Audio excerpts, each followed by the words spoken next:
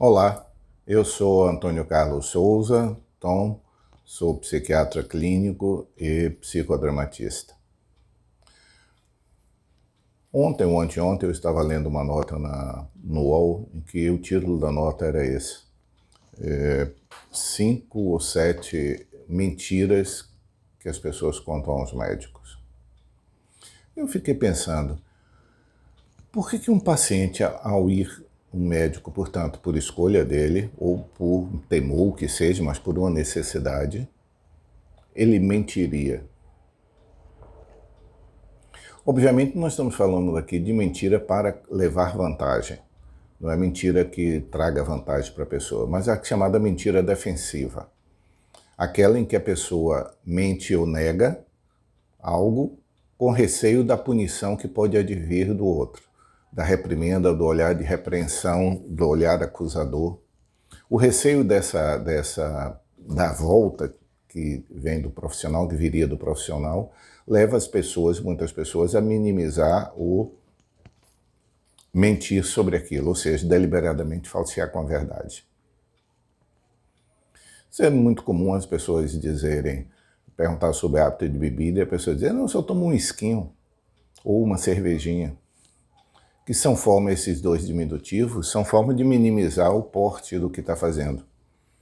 Porque se possivelmente essa pessoa ia te perguntar, se você não tivesse receio de uma reprimenda, como é que você diria? Talvez ele dissesse, eu bebo todos os dias, por exemplo.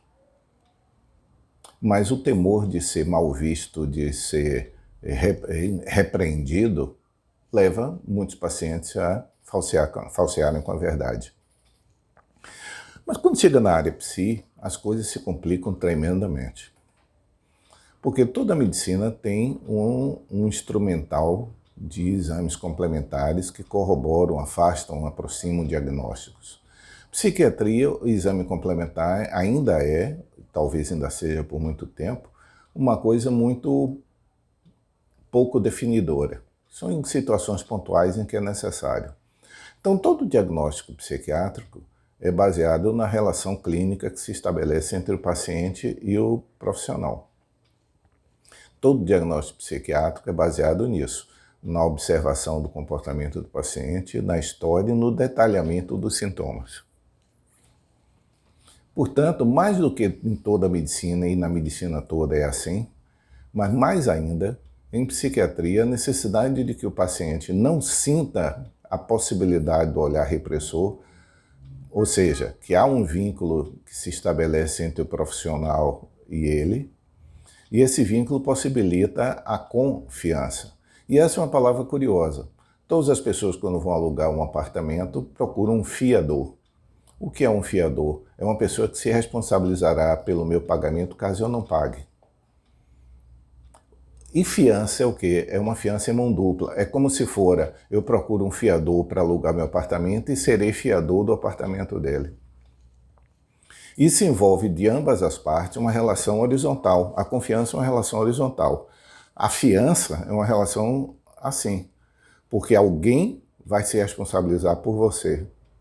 Mas numa relação de confiança, ambos se relacionam e ambos confiam, são fiadores um do outro.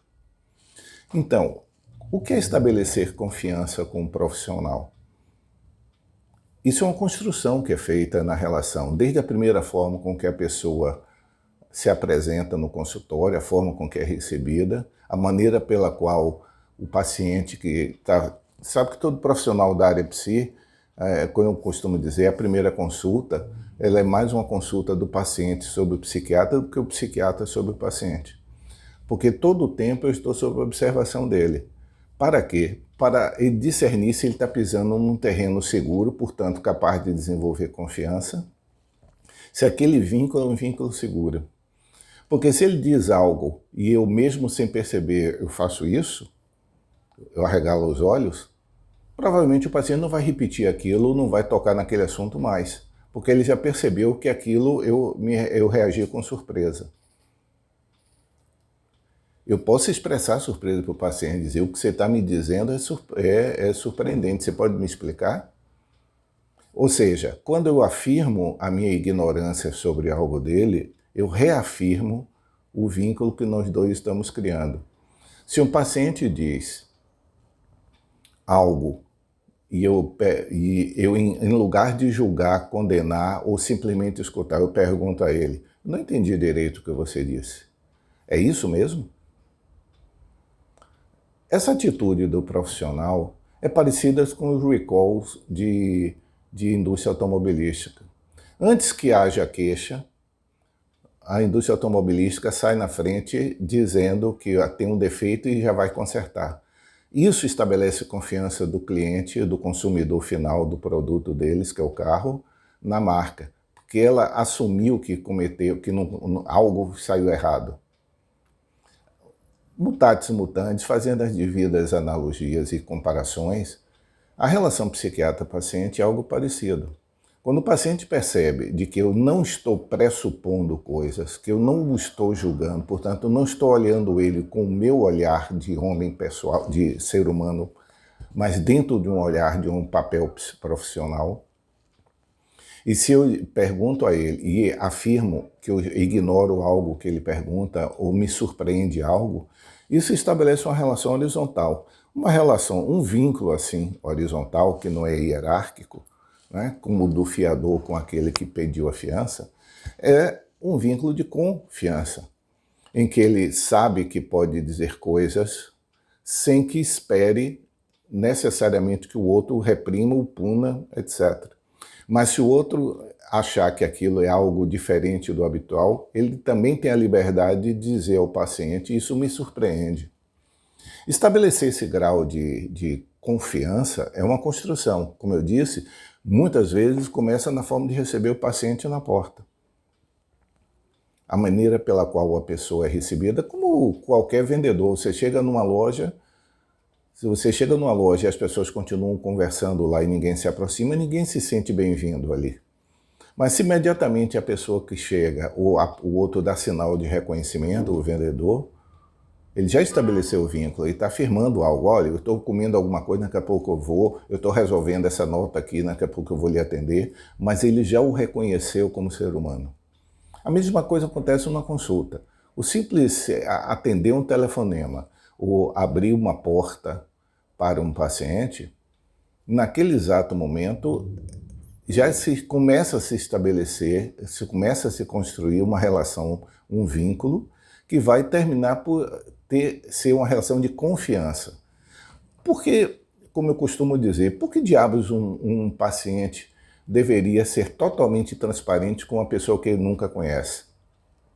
Só quem cobra essa transparência absoluta é padre e policial no interrogatório. Nós precisamos construir o vínculo para que o paciente sinta-se à vontade, sem um temor prévio, de falar de coisas que é o lado escuro da lua, né? Toda profissão psi lida com Dark Side of the Moon, como diria Pink Floyd. É o lado escuro que é nos trazido. E por ser o lado escuro, ele só vai sair se a pessoa se sente à vontade para. Sentir-se à vontade para é ter um clima de confiança. Ter um clima de confiança significa que ambos se fiam mutuamente, de não julgar e ser privativa aquela informação, como a paciente me perguntou, mas o senhor não vai contar para minha mãe não, né? E do outro lado, sentir-se à vontade para falar. Um sentir-se à vontade para escutar e outro sentir-se à vontade para falar. Quando isso acontece, estabelece confiança, porque como dizia o criador do psicodrama, a nossa cabeça não é transparente. Eu não tenho como julgar o outro ser humano, ponderar sobre o outro ser humano, sem olhar as ações dele.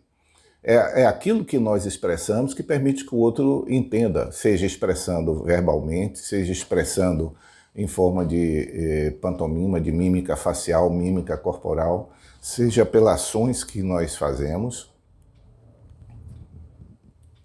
O resultado disso é sempre uma situação de confiança. Portanto, numa relação de confiança não há necessidade da mentira defensiva que o Anoto se referia. Mas estabelecer esse esse estado de confiança pertence ao profissional. Não é o paciente que vai dar o primeiro passo. Do mesmo jeito que um vendedor de loja, o primeiro passo é dele e não do comprador, ele que tem que demonstrar a recepção. Também um profissional, quando recebe uma pessoa, de qualquer forma, pode ser por e-mail, pode ser por WhatsApp, pode ser por telefone, pode ser presencialmente. A forma com que você dá início a essa relação já determina o ritmo dessa relação. E como o paciente vai sentindo-se, e aí volta a expressão, sentir-se à vontade numa relação, não pressupor julgamento crítico do outro.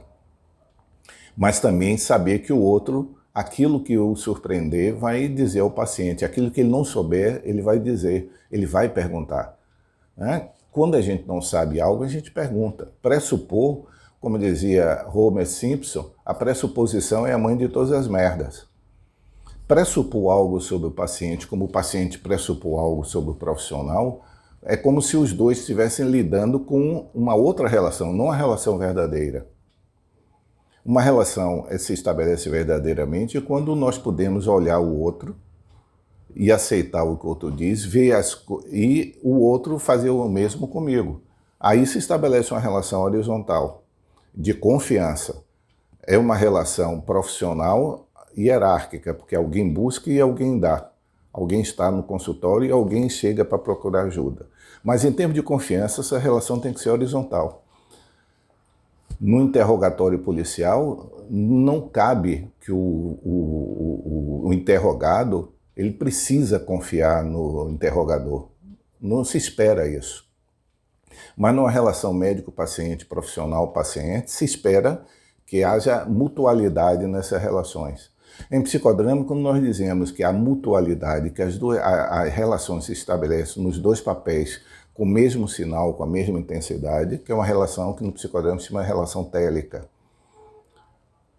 Numa relação de interrogador, de policial interrogando e suspeito sendo interrogado, essa relação não é télica, porque ambos estão com sinais diferentes. Um precisa dizer tudo, é cobrado a dizer tudo, o outro não vai dizer nada. Enquanto que na relação nossa, profissional, o paciente espera que nós sejamos também verdadeiros com ele. Então, esse remédio eu vou suspender logo? Não, provavelmente você vai usar por muito tempo. Repare, a minha frase é provavelmente, já que medicina nunca nem sempre, mas ao mesmo tempo eu não estou dizendo que você vai usar durante 2 dias e vamos parar. Isso seria uma mentira e o paciente logo flagraria isso. Espero que essas reflexões já tenham sido importantes para você. Tchau.